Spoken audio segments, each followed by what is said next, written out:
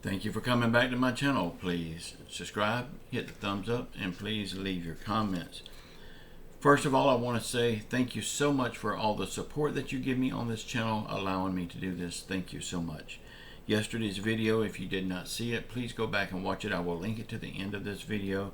There's a lot of good stuff I don't want you to miss, and it would help me out a lot on YouTube. Thank you so much. Don't forget to hit the bell icon so you'll be notified when I make another video.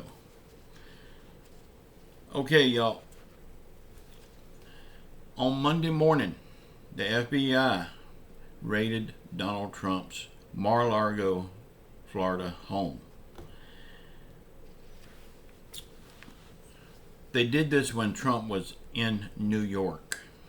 Nobody was there but the FBI and the Secret Service for this many parts of the witch hunt. At this time, we don't know what they found.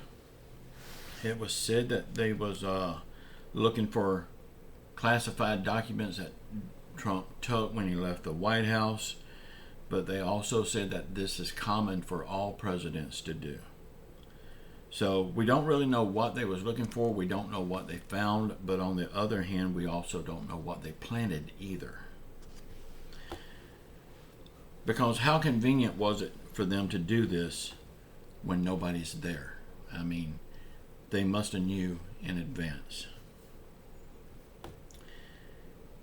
Okay, you know the fake news media is always flapping their jaws about Putin's right arm, that something's wrong with Putin because of his right arm.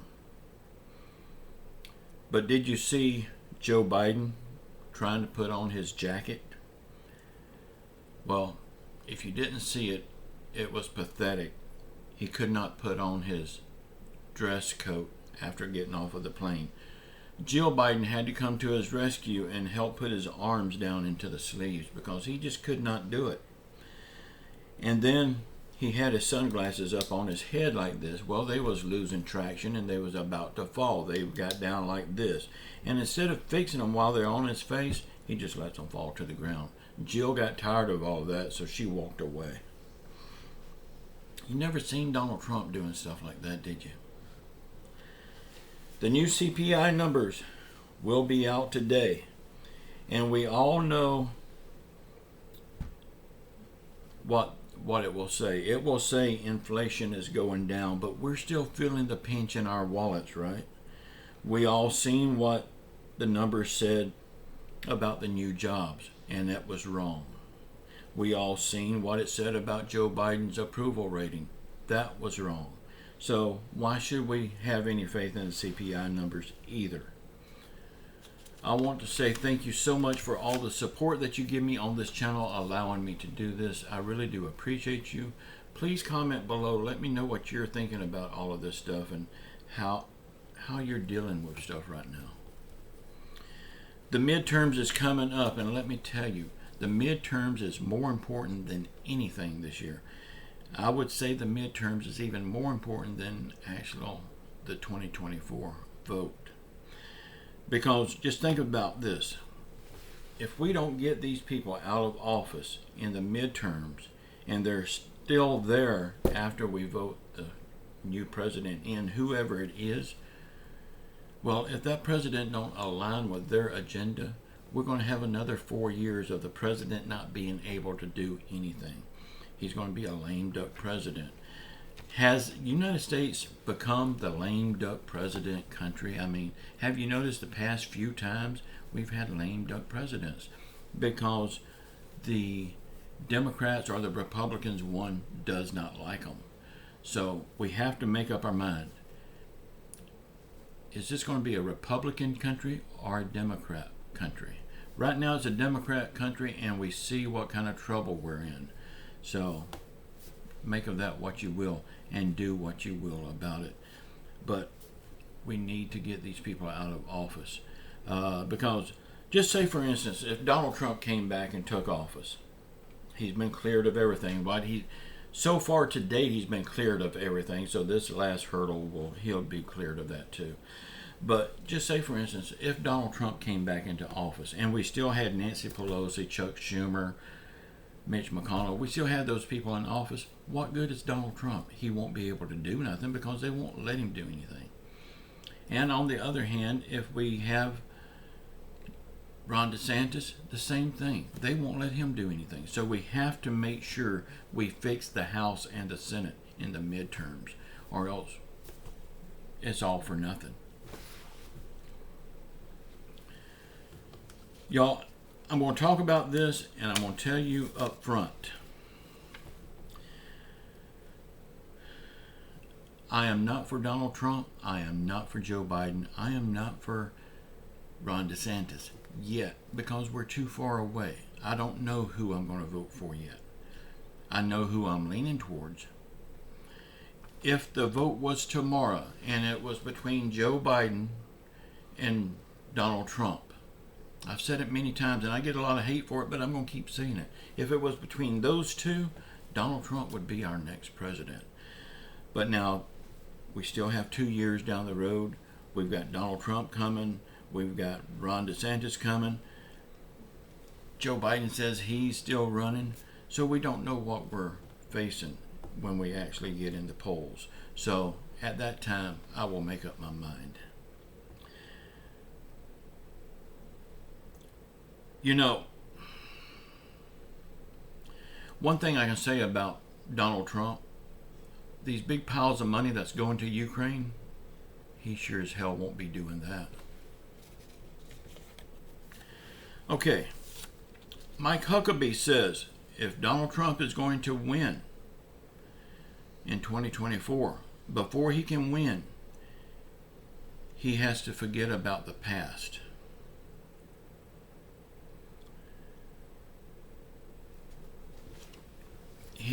He also says that if he announced that he was going to run right now, that it would be too big of a distraction, and we don't need that right now.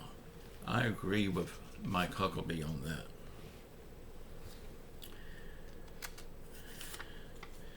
The founding member of the group Pink Floyd calls Joe Biden a war criminal, and he says that he's fueling the fire in Ukraine. Now, I'm not going to go as far as calling him a war criminal. He made a lot of bad choices. And yes, I do agree with the part that he's fueling the fire in Ukraine. Because if we wasn't sending all those big piles of money to the Ukraine, they wouldn't have money to fight with, right? So we're fueling that war. Lindsey Graham told Donald Trump face to face in 2024 to focus. If he is going to win in 2024, he needs to focus on current issues and forget about 2020. Right now, Donald Trump has 69% chance of beating DeSantis. And we know he will beat Joe Biden. So, if he's going to win, he needs to stop all this pointing fingers in the past, because we're not living in the past, we're living in the future. We need to know what he's going to do now to fix the problems we have now. Yesterday is gone. We need to know what he's going to do now.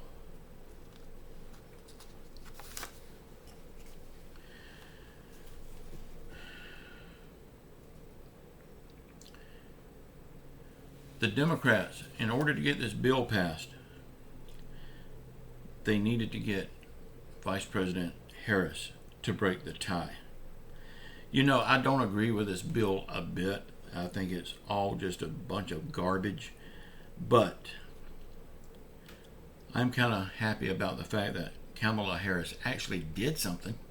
I mean, we know all she ever does is sit around cackling like a chicken. So I'm glad she actually got something, one of her duties, done. We know she's not doing her job on the border wall.